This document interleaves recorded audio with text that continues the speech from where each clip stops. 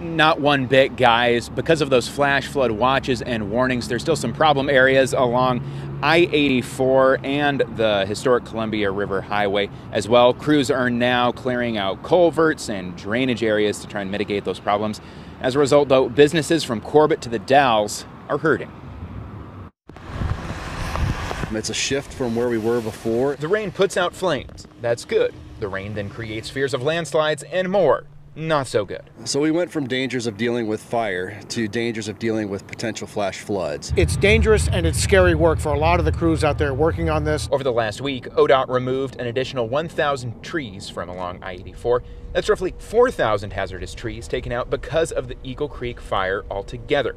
And at this point, there's no telling when the work might be done and when traffic on I-84 eastbound will resume. There are still some trouble spots along the road. The short version of it is we're not going to reopen it until we're confident that it's safe. Also still closed, the historic Columbia River Highway and viewpoints like the Women's Forum and Crown Point. Nearby Corbett isn't closed, though, although locals say tourists looking at these signs seem to think so. Well, Corbett's not closed. Corbett's fine. You know, people see that and they turn around, they hurt the small businesses up here. It's tens of thousands of dollars. I mean, it's hurtful. I have laid off an employee. Patrick Oldright owns one of those businesses. People going to Crown Point or the Falls will usually stop by the Corbett Country Market, but not as much lately. Way further down the gorge, it's a similar story in places like Hood River and the Dalles. Businesses there are reeling too.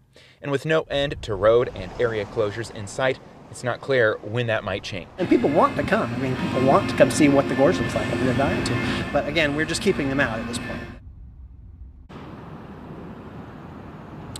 And it's worth clarifying that the historic highway is closed just past Corbett. You can still get into Corbett itself from Troutdale. As for that highway, though, the part that is closed, ODOT says it's going to stay like that for an extended period of time.